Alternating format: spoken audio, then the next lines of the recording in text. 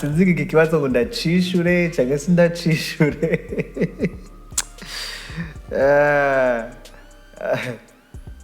Ruby. Okay, nzocishura hanyuma.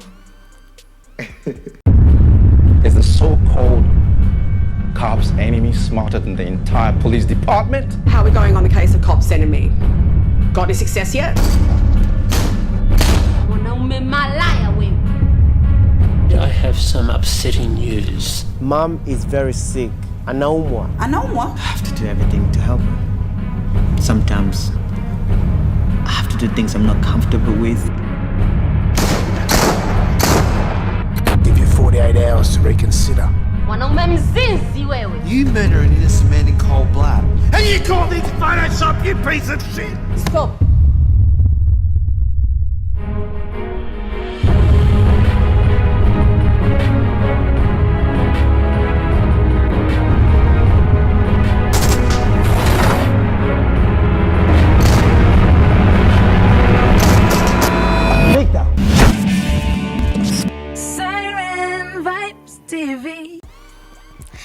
Ndabaramukije mwese bakunzi ba Siren Vibes, nibaza ko mumeze neza.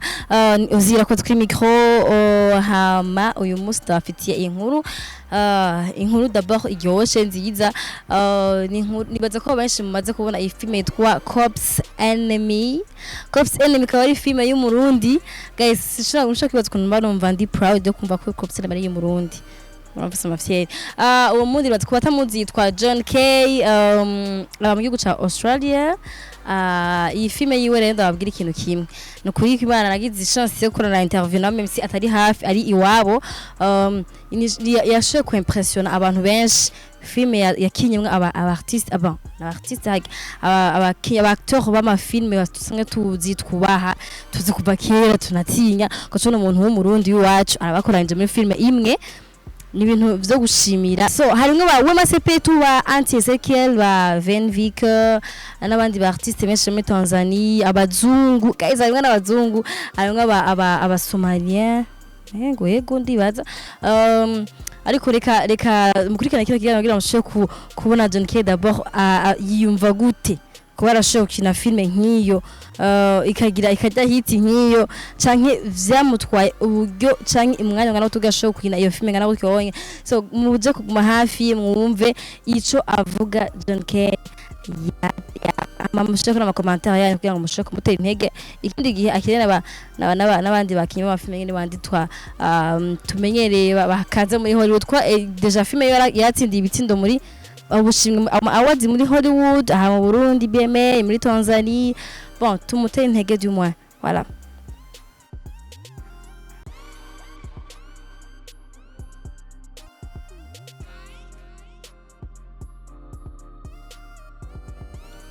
Bakunzi ba Siren Vibes, izina nitwa John K.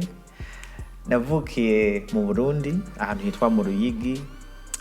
Ndibaza abantu benshi barabizi. Ariko kubatabizi navukiye mu Ruyigi hama nkurira muri Tanzania. Tuva muri Tanzania twena muri Australia. Niho natangiye no gukina amafilme yanje.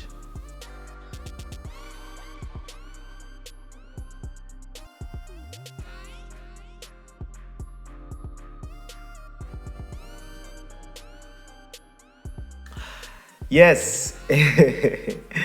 Ego navukiye mu Burundi ariko sinakuriye mu Burundi, nakuriye muri Tanzania.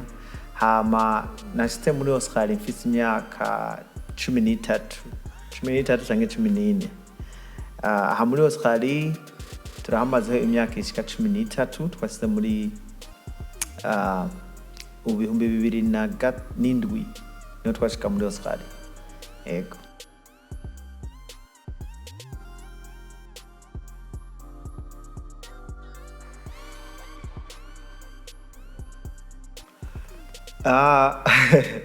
Ibintu byo kina amafilme nabitanguye mu mwaka wa 2011.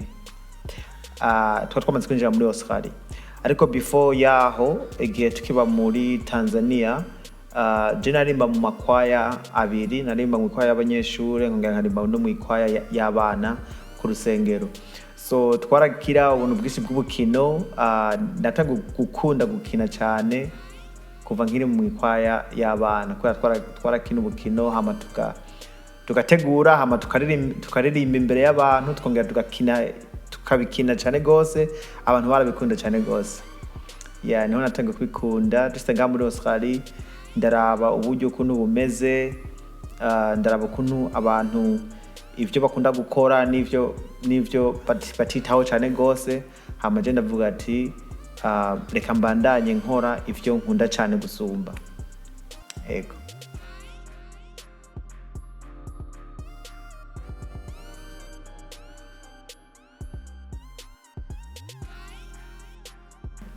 John K akazi kiwe ni gukina amafilme. John K aramaze gukina amafilme menshi cyane. Amafilme yacu aramaze kwerekanwa ahantu henshi cyane gose, aramaze kwerekanwa muri Nigeria, aramaze kwerekanwa no kuja mu mahiganwa muri Amerika, muri Tanzania, mu Burundi, ibintu byiza cyane. Yego.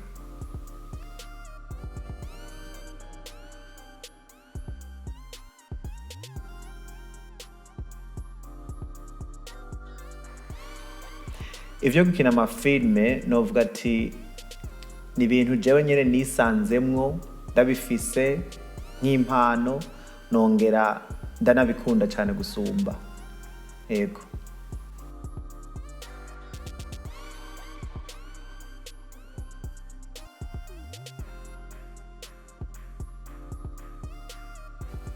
Ego, filme ya Cops Enemy niyo filme yanje yamenyekanye cyane mu Burundi, iramenyekana cyane mu bindi bihugu. Ariko before yo ngaho narakinye izindi filme, narakinye ya filme yanje ya mbere nakinye mu mwaka wa 2011 yitwa Last Years, hamya kabiri yitwa Nothing is Impossible, ya gatatu yitwa Daddy's Fault, ya kane yitwa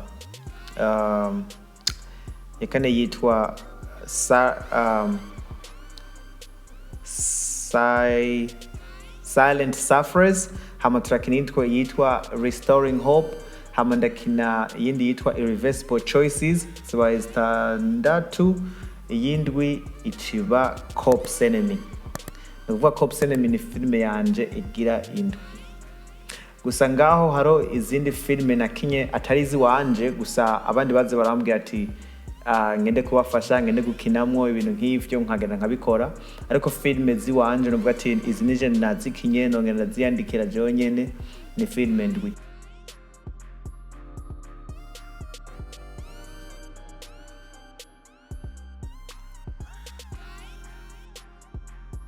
Gukinisha abakinyi nka Vain Vicker, Wema SEPETU, Aunty Ezechiel, sikintu cyoroshye cyane, ibintu bigoye cyane gose.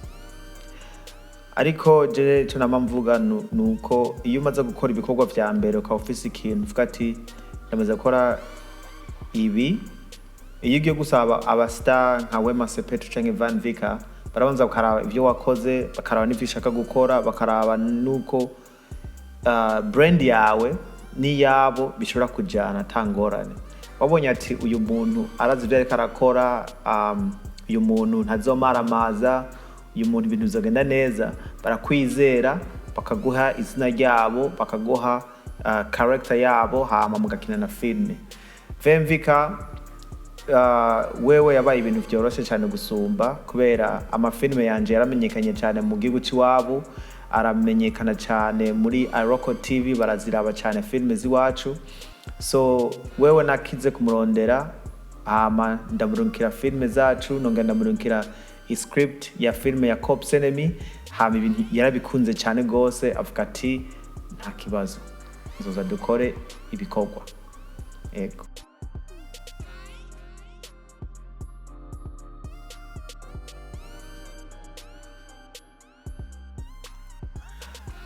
Igihe nako ndategura Cops Enemy, araciye mu bintu byinshi cyane gose. Abakinyi hari ingorane zimwe zagiye zirizana, ama location hajya twagiye twakorera, kubera twakoresheje location yo gushutinga ama location azimvye cyane. Ndibuka igihe nariko ndakoresha inzu ijya y'aba cops enemy babamo, kuyiriha mu minsi 3 yari amafaranga ari hejuru ya miliyoni 17 mu minsi 3. So vyari ibintu bigoye cyane gose, ariko Imana yarafashije, Imana yaradufashije cyane gose, ibintu biragenda neza. N'igihe Vain Vicker yaza ngaha muri Australia kugira ngo dukine filme, ndibuka hari ubugorane bwaciyemwo bwa immigration, mu gifaransa immigration sinzi. Igihe haza hari ubugorane bwaciyemwo, turasenga, turavugana na immigration yo ngaha muri Australia, hama baramureka arinjira arakora ibikorwa vyiwe, hama arasubira atangorane. Kandi Vain Vicker yabaye umuntu mwiza cyane, twakoranye neza, yaramfashije ibintu vyinshi cyane gose, ibintu vyagenje neza, ariko nta vyiza bitagira ingorane jenshi novuga, ariko Imana ni ya mbere, yaradufashije cyane gose.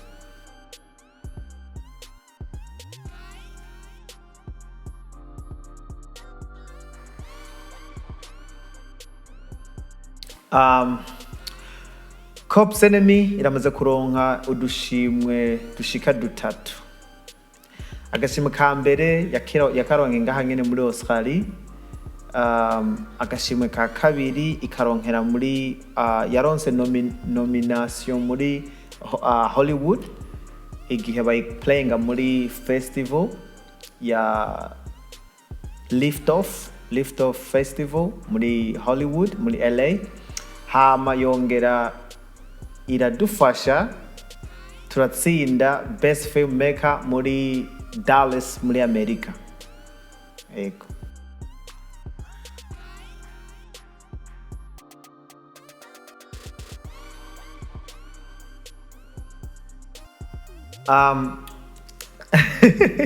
Jesse nigira mu Tanzania, tange nigira umuhehe, jewe ndi Murundi. Vuga ikirundi, ndakunda Burundi, ndakunda Barundi cyane gose. Nukuvuga jewe nakuriye muri Tanzania, hama mva muri Tanzania ngenda muri Australia. Kandi Tanzania ni gihugu candeze neza mu gihe igihugu ciwacu cari gifisemwo ingorane zimwe. Tanzania ni igihugu catwakiriye, kiraturera, kiradufasha, kiratugaburira, kiradukuza, kugeza hamwe umuntu avuga ati aravuye muri Tanzania ubagiye mu kindi gihugu cyo muri Australia cy'abazungu. Mbo jewe ndakunda Burundi cyane gose, kandi ndakunda na Tanzania. Sinokwanka Uburundi bwanyibarutse kubera niho muhira, kandi sinokwanka igihugu candeze kikankuza kikangeza aho ngenda muri Australia. Ni nakingene caramfashije mu buzima bwanje. Hama ndazaga muri Australia, jewe sinovuga ati nigira mu Tanzania canke ki, jewe ndi Murundi. Nama interview ngendamwo muri Tanzania barambaza ati wewe uvahe, uvukahe? Ndabwira ati navukiye mvuka mu Burundi, nakuriye muri Australia muri Tanzania, uko nyene. Yego.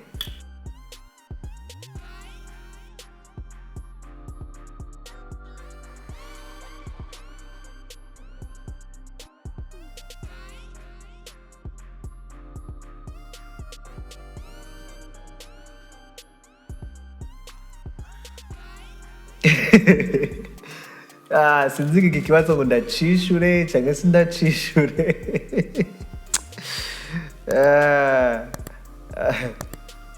Ruby. Okay, nzocishura hanyuma.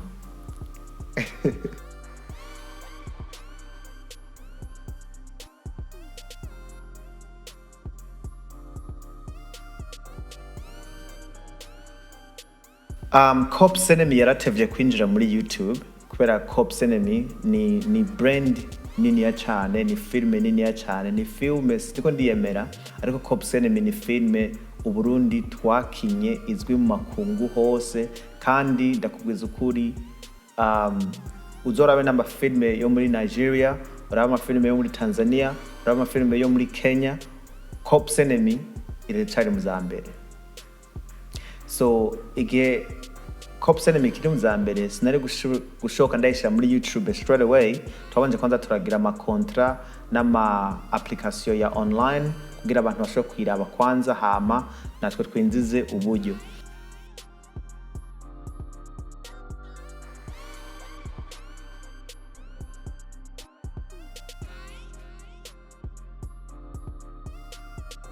So twarayigurishije kuri MPTV.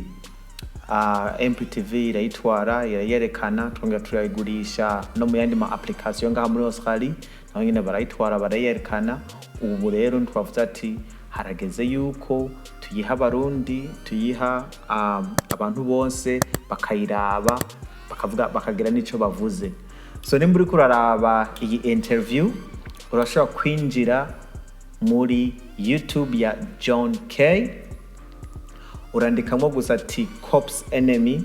Ushaka urarorera Cops Enemy mu Kirundi, Cops Enemy mu Kiswahili, canke Cops Enemy muri English. Wewe uracagura icyo ushaka.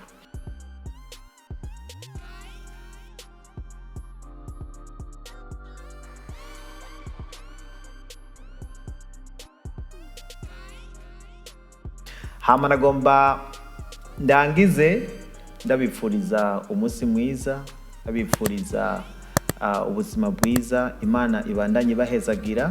Jewe ndi ngaha kandi tuzobandanya dufashanya mu byo dushoboye byose, kuko nama mvuga iyo uri hose, ibyo ukora byose, uzomenye yuko ushobora gufasha uwundi muntu, ushobora guhezagira uwundi muntu mu buryo butandukanye. Murakoze. Siren Vibes TV. I'm gonna show you what to do. Rendezvous, dinner for two. Baby, you are the one for sure. I'ma give you all my love, try to give you everything. Oh my chérie, yeah, anything for my chérie, yeah. Rendezvous, dinner for two. Baby, you are the one for